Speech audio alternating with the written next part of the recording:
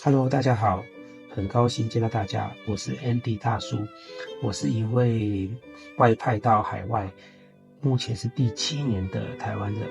那从事金融相关于20几年，那目前长期居住在胡志明市，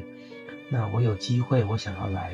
透过我的观点、我的观察，还有投资，还有工作以及一些生活的琐事，来让全球的华人更加的了解越南。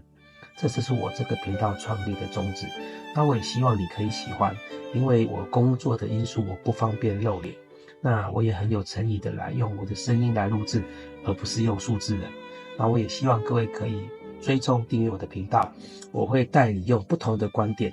不再局限于吃喝玩乐刻板的印象了解越南。我希望我们可以用更深入的方式来探讨各个层面的越南，也帮助你可以找到不同的机会在越南这片新的国家上。一开始先跟各位讲一个数字，你就懂得有多夸张。在2024年，越南卖到美国的东西出口是1365亿美元，它比前一年暴涨40.6%。这是什么概念呢？就是说你如果有机会到胡志明外围的工业区九郡那边去走一走，你会看到三星的厂房、英特尔的厂房，还有很多中国与台湾的企业在那边设点。那光是三星这一家公司在一年在越南的销售总额是742亿美元。所以简单来说，你手上拿的 iPhone， 脚上穿的 Nike， 还有你穿的外套，有可能都是越南制造的。所以这时候全世界的老板都在问一个问题，就是说，那什么时候应该要搬去越南？还是说为什么我们要搬去越南？那我再来讲一个最现实的故事。有一位台商的朋友，他在东莞做了大概20几年的电子代工，在2023年的时候决定把60% 的产能搬到越南。他跟我说，不是我想搬，是美国逼我搬。这是什么意思呢？因为美国对中国的关税到2025年为止征收了 10.4%， 对越南只征收 4.6% 的关税。那你可能会觉得这 5.8 的百分点没有什么，但是你想想看，光是一个货柜100万美元的货，关税就差了5万8美金，一年出个100个柜就好，差了580万美金。所以这位朋友跟我说，这个成本就是我搬产的成本，我只要这边赚过来，我一定要搬过去。一场赌局，关税的差距改变了整个游戏规则。首先我讲一个很现实的故事，有一位台商朋友，他在东莞做了20几年电子代工，去年把产能 60% 搬到越南。他说其实不是我想搬，是川普逼着我搬。这什么意思？简单来讲，美国对中国出口的商品收的关税是大概 10.4%， 但是对越南只收 4.6%。 你可能觉得这 5.8 的百分点没什么，但是你想想看，光是一个货柜出口100万美元的货，关税就差了5万8千美元。如果出个100个货柜，一年的差距就是580万美金。所以这位台商朋友他算完之后跟我说，这样的差距当然足够抵消我的迁厂的成本。所以大家要知道一件事情，因为不是越南便宜才要搬厂，而是他不搬他就会死掉。另外这几年我在越南看过太多的企业从中国辗转搬过来，他们迁厂的理由可能远比你我想的复杂。第一个，当然人工确实比中国便宜一半。一般来讲，越南工的员工时薪大概3美元，中国在 6.5 美元。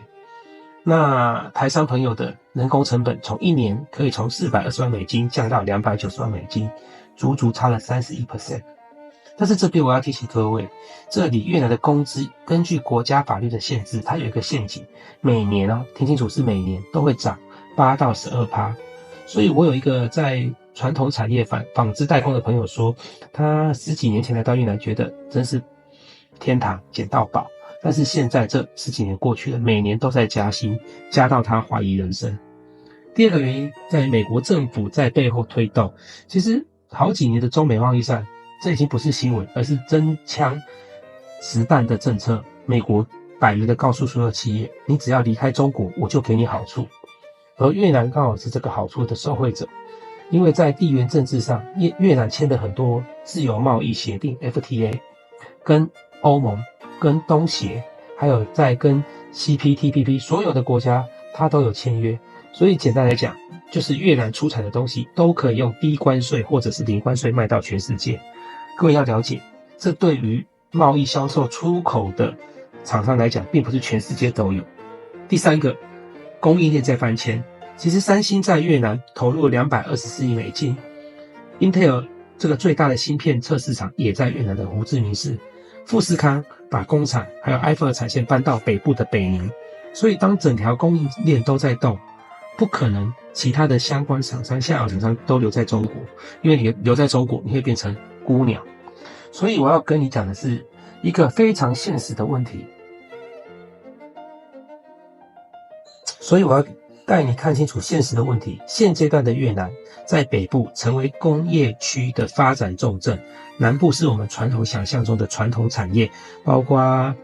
一些代工产品，包括鞋子、纺织，在同奈、在隆安、在胡志明的周围都是传统的。但是现在北部是属于电力发展，包括重工业发展，还有工业区发展，特别是从中国邻近省份广东、广西搬迁过来的，所以对于用电是非常重视的。所以我们可以理解，光在10月份、11月份，越南北部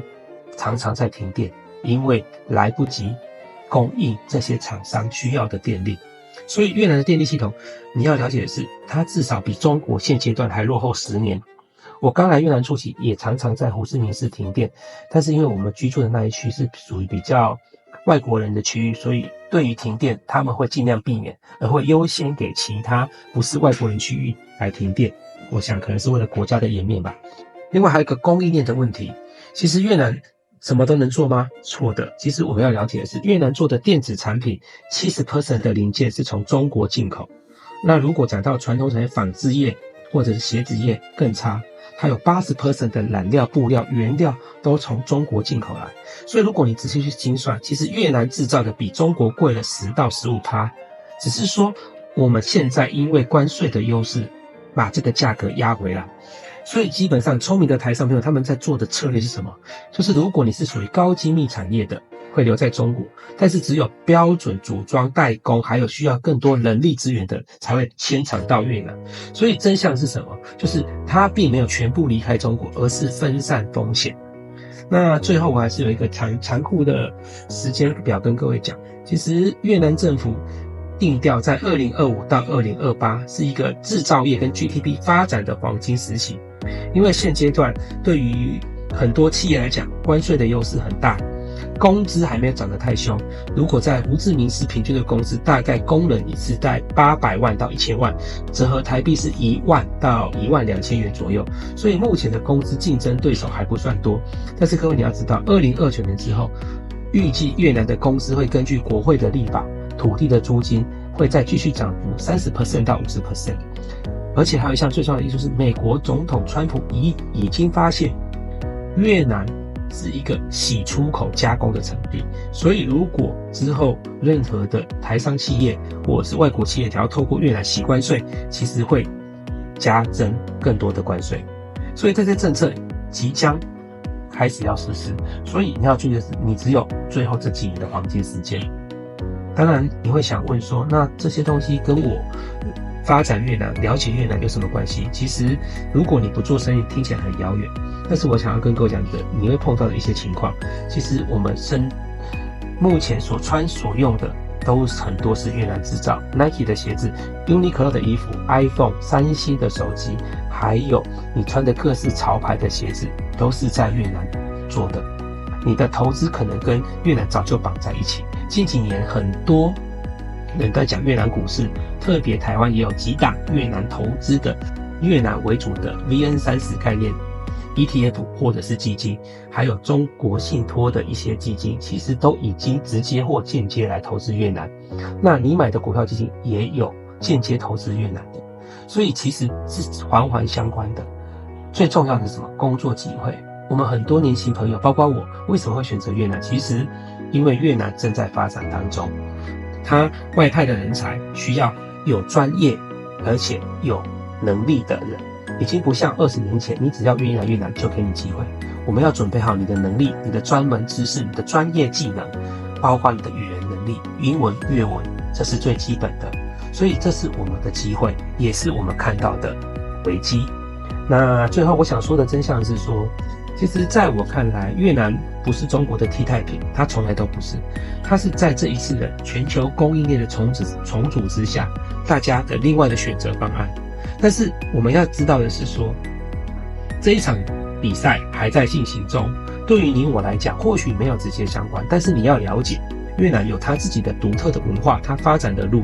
也让各位的听众或观众可以再一次清楚的知道，我们对于越南的一些肤浅的认识或我们不够详细的认识，其实会影响到我们做判断。那我也可以跟各位讲，其实选择来越南，只是要让各位知道说，我认为它在接下来的10到15年是最后的黄金爆发时期。那接下来专题当中，我们会分成好几段来跟各位谈，也希望你喜欢我的分享。如果你喜欢的话，请跟我订阅。感谢你的支持，我们下一期再见。